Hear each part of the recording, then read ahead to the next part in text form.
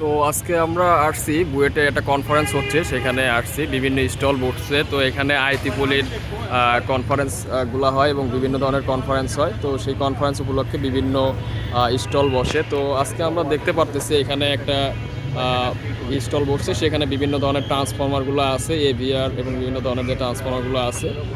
তো এইখানে একটা এভিআর আমরা দেখতে পারতেছি আর কি, সেই এভিআর সম্পর্কে কথা বলতেছি। আচ্ছা, এখানে আমাদের এই যে নেম এটা হচ্ছে নেম প্লেট, তাই তো? নেম আমাদের এই ডিটেইলসটা দেওয়া আছে। এটা কত?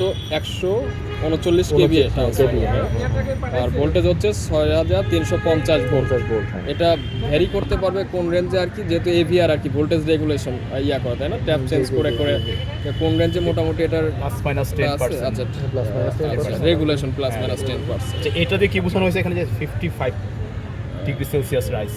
একটু টেম্পারেচারের একটা ইস্যু দেখানো হচ্ছে এবং হচ্ছে যেহেতু আমাদের এখানে মানে 11 কেভি ভোল্টেজটা প্রায় সময় ফ্ল্যাকচুয়েট করে, তো আমরা মানে এটার জন্য অনেক ধরনের সমস্যা আছে এবং হচ্ছে প্রোটেকশনের জন্য আমরা এটা যদি ইউজ করি তাহলে সেক্ষেত্রে আমরা প্রোটেকশনটা একই সাথে ভালো পাচ্ছি এবং হচ্ছে আপনার অন্যান্য দিক থেকে আপনার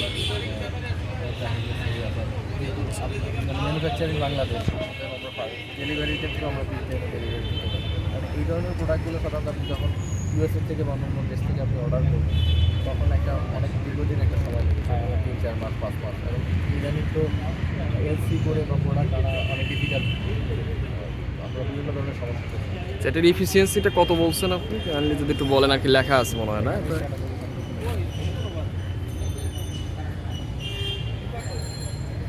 বা এটা লস সম্পর্কে কোনো ডাটা আছে কিনা আর কি, যে কতটুকু আর কি লস কেমন? অবশ্যই এটা ক্যাটালগের সম্ভবত সম্বন্ধে আছে। ঠিক আছে, ওটা নেম প্লেট হয়তো ইয়া করলে পরে দেখা যাবে আর কি, সমস্যা নাই। আচ্ছা, এটা কি মানে এরকম কোনো ইমার্জেন্সি ব্যাকআপ সিস্টেম আছে? বাই এনি চান্স যদি সিস্টেমে কোনো ফল্ট হয় তখন এটা ডিসকানেক্ট করে দিই সিস্টেম থেকে? তাহলে অবশ্যই এই ধরনের তো ফ্যাসিলিটি আছে এবং একই সাথে দেখা গেছে কিন্তু আমরা নিজেরাই ইনহাউস ম্যানুফ্যাকচার করতেছি। আপনারা আমাদের আফটার সেলস 24/7 আমাদের আফটার সেলস আছে এবং যেহেতু নিজেরাই করতেছি, যে কোনো সময় কোনো ফল্ট হলে সাথে সাথে আমরা হচ্ছে এটা যে ওই প্রবলেমটা সলভ করতে পারি। এটা হচ্ছে আমাদের অ্যাডভান্টেজ। আচ্ছা, এই নেক্সট হচ্ছে আমাদের এই ট্রান্সফরমারটা বা এই প্রোডাক্টটা নিয়ে একটু শুনি আর কি। এটা 3 ফেজ ট্রান্সফরমার আমরা দেখতে পারতেছি। হার্মেটিক্যালি সিল ট্রান্সফরমার মানে আমরাই ম্যানুফ্যাকচার করি বাংলাদেশে, কিন্তু ওরকম কেউ ওরকম ম্যানুফ্যাকচার করে সাইজে ছোটো। এটা কনজারভেটর নাই, সাধারণত কনজারভেটর থাকলে আরও একটু ইয়ে বাল্কি হয়ে যায়। হ্যাঁ হ্যাঁ হ্যাঁ। তো সে এটা এভরিথিং যে কাজটা ওইটা ইজি ওইভাবে করে ডিজাইন করা যাতে করে সেটা কমপ্লিট করতে পারে। এবং এই ট্রান্সফরমারটাই আমরা হচ্ছে ইউরোপের 4টা কান্ট্রি নেয়, বেলজিয়াম, নেদারল্যান্ড, ফ্রান্স, আমরা 4টা কান্ট্রিতে প্রায় 200 পিসের উপরে ওকে, আমরা ডেলিভারি দিয়েছি। বাংলাদেশে একটা কোম্পানি যারা ম্যানুফ্যাকচারিং বাংলাদেশ, ইউরোপের মতো একটা কান্ট্রিতে, যেটা এই ট্রান্সফরমারগুলো 200 থেকে 2000 কেজি পর্যন্ত ট্রান্সফরমার সেই ট্রান্সফরমারগুলোর কোরগুলো আপনারা ইম্পোর্ট করেন, রাইট? ইম্পোর্ট করি। এটা হচ্ছে মোটামুটি কোন কোন দেশের থেকে ইম্পোর্ট? কোরিয়া থেকে, তারপর হচ্ছে মালয়েশিয়া থেকে বা অন্য কান্ট্রি থেকে। আর ইন্টারনাল যে কেবলগুলো আছে, যেটা হচ্ছে কপার কেবল ইউজ করেন, সেটা হচ্ছে আমাদের কপারগুলো সাধারণত বিআরবি থেকে বা আর থেকে আমরা হচ্ছে আচ্ছা বিআরবি, এবং আরেকটা কোন কোম্পানি বলছেন? আর আর এটা কেউ বাংলাদেশি কোম্পানি? এটাও বাংলাদেশি কোম্পানি। আচ্ছা। থেকে আমরা কপার নিয়ে থাকি। তো টেম্পারেচার ইন্ডিকেটরও আছে হ্যাঁ হ্যাঁ ভিতরে যে টেম্পারেচার। আর এটা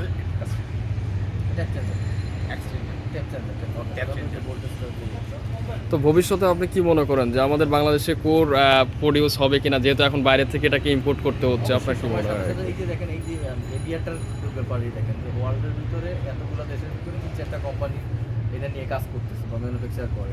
এর ভিতরে বাংলাদেশে এটা হচ্ছে হলো আমাদের মতো একটা দেশ, এখানে আমরা হচ্ছে হলো আমরা খুবই আশাবাদী, ইনশাল্লাহ সামনে আমরাও করব আর কি।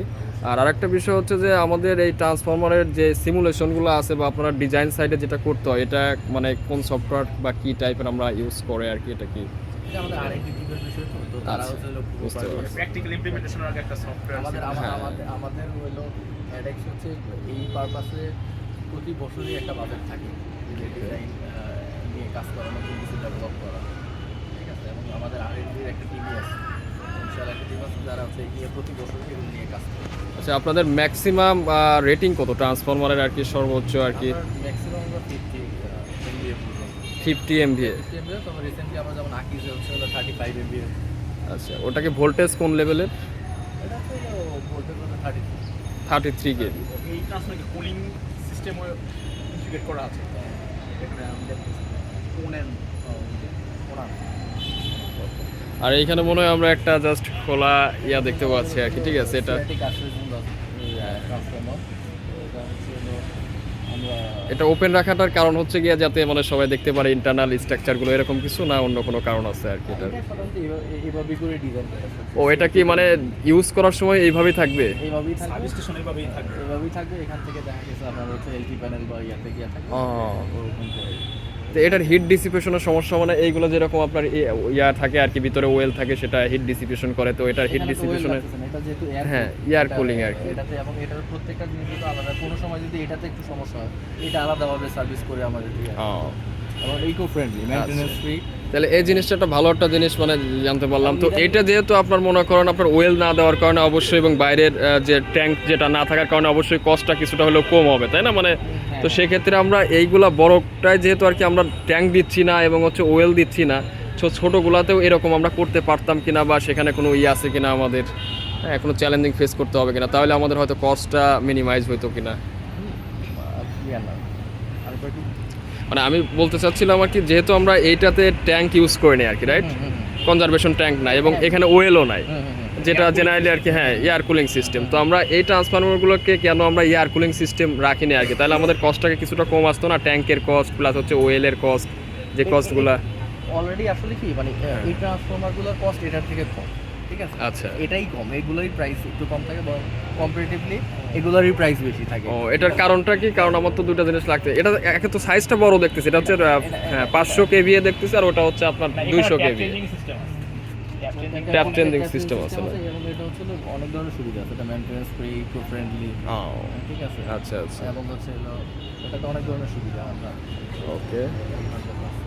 সেক্ষেত্রে এটা এবং এটা হচ্ছে ইদানিং খুব ভালোই চলতেছে, কাস্টমার ফিডব্যাকও খুব ভালো, ঠিক আছে? এই যে এয়ার কুলিংয়ের জন্য এখানে কিছু কোনো সময় টেম্পারেচার ইয়ে থাকে তখন এই ফ্যানগুলো এগুলো কি ইন্টারনাল মানে মোটর আছে মনে হয়, ওগুলো ঘুরে না? ওটা ঘুরলে পরে টেম্পারেচার ইয়ে হয় মানে একটু বেশি থাকে তখন অটোমেটিক্যালি এটা ও বুঝতে পারছি। এফিসিয়েন্সি কত?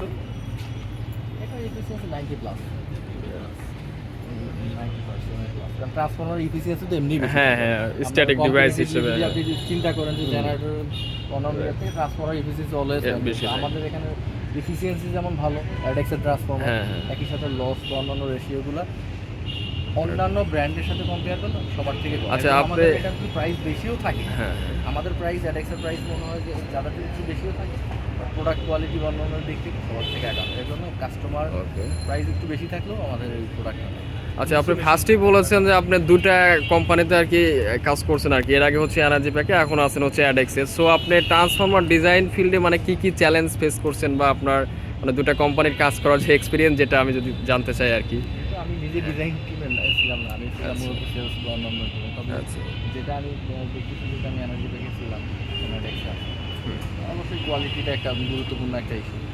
এবং হচ্ছে হলো এখানে যে রেশিওগুলোর ব্যাপারটা করা আছে ট্রান্সফরমারের, ওই রেশিওগুলোর ব্যাপারে একটা বেটার ডিজাইনের ট্রান্সফরমার যদি সবাই করে দিতে পারে, যেটাতে দেখা গেছে আমার ইফিসিয়েন্ট থাকবে এবং পরিবেশ বান্ধব সব কিছু বিবেচনা করে জায়গা থাকবে, তাদের এই বিষয়গুলো যদি একটু আমরা মাথায় রাখি তখন দেখা গেছে আমাদের প্রোডাক্ট মানে ভালো করবে। আপনার মানে এক্সপিরিয়েন্সের অনুসারে মানে কোন জিনিসটা মিনিমাইজ করা সবচেয়ে বেশি চ্যালেঞ্জিং ট্রান্সফরমারের ক্ষেত্রে?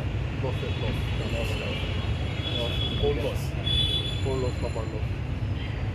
আচ্ছা এইখানে কি টাইপের কপারটা আর কি, মানে এটার স্পেসিফিকেশন কি? কোর এবং কপারের যে ইয়াগুলো আছে এটা মানে মার্কেটে কি নামে পরিচিত, যেই ওয়্যারগুলা বা হচ্ছে আপনার আমাদের যে কোরগুলো আছে, হ্যাঁ কেউ যদি সাপোজ কিনতে চায় যে আমি সাপোজ এই ওয়্যারগুলো কিনবো আর কি, ইন্টারনালি যে কপার কানেকশনগুলো আছে, ঠিক আছে? সো সে কী হিসেবে আর কি মানে এটা পরিচিত মার্কেটে?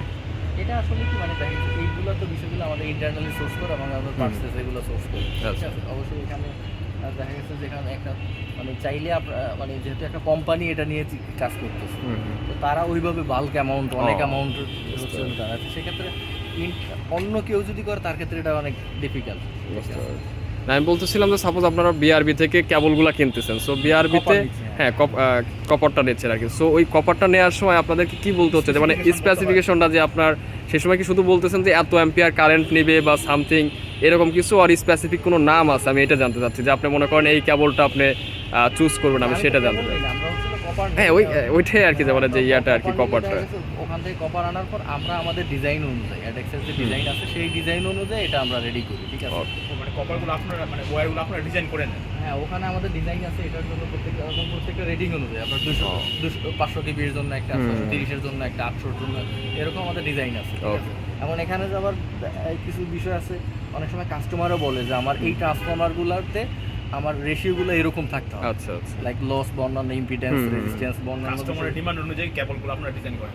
সেই অনুযায়ী আমরা ডিজাইন করে ওইটার ওইরকম করে তারপরে দিই। বুঝতে পারছি। যেমন এই ট্রান্সফরমারটার ক্ষেত্রে অনেক ধরনের ইস্যু ছিল, ওকে, আমরা ওইভাবে করি, আমরা এটাকে রেডি করার পরে তারপরে হচ্ছে আমরা তাদের কাছে পৌঁছে দিতে পারি। Got it. আর এগুলো কি ম্যানুয়াল? এগুলো সব ট্রান্সফরমারগুলোর ম্যানুয়াল নাকি? প্রত্যেকটা আমরা এখানে তো সব প্রোডাক্ট ডিসপ্লে করি না, আমাদের হচ্ছে রিসেন্টলি যেগুলো হচ্ছে ম্যানুফ্যাকচার হয়েছে বা আমাদের যেমন আপনাদের মনে হয় সুইচ গিয়ারও আপনারা ইয়া করেন আর কি, প্রোভাইড করেন, রাইট? সাবস্টেশন অল ইকুইপমেন্ট হচ্ছে অ্যাডেক্স নিজেরা তাদের ফ্যাক্টরিতে ম্যানুফ্যাকচার করে। আপনার যে সাপোজ সার্কিট ব্রেকারগুলো আছে এগুলো তো মনে করেন বাইরে থেকে আনতে হয়, তাই না? জাস্ট হচ্ছে অ্যাসেম্বলিটা আপনারা করেন আর কি, এরকমই তো নাকি? আচ্ছা, আমাদের হচ্ছে হলো আপনার না এখানে একটা মানে এসিবি দেখতেছিলাম আর কি, এসিবি গুলো কি মানে অ্যাডেক্স লেখা, আবার অ্যাডেক্স, এমসিসিবি, অ্যাডেক্স, এসিবি। তো আমি যেটা জানতে চাচ্ছি যে এই যে এসিবি আর সার্কিট ব্রেকার বা হচ্ছে মোল্ডেড সার্কিট ব্রেকার যেটা, এগুলা কি অ্যাডেক্স নিজেই ম্যানুফ্যাকচার করে নাকি এটা ইম্পোর্ট করে বাইরে থেকে, দেন হচ্ছে মানে সে বিক্রি করে? এখানেই আপনার তবে সার্কিট ব্রেকার সম্পর্কে যদি আরেকটু স্যার আছে, সে আরো ডিটেইল বলতে পারবে। তবে অ্যাডেক্সের বিশেষ করে transformer, switch gear, everything, substation all equipments তারা নিজেরা ম্যানুফ্যাকচার করে। কারেন্ট ট্রান্সফরমার, পোটেনশিয়াল ট্রান্সফরমার, সিটিপিটি সব কিছু। আচ্ছা, বিবিটি আছে, সিটি আছে, পিটি আছে। বুঝতে পারছি। তবে সার্কিট ব্রেকার সঙ্গে স্যার আমাদের স্যার হচ্ছে ডেপুটি ডিরেক্টর। এক্সকিউজ মি, আসসালামু আলাইকুম।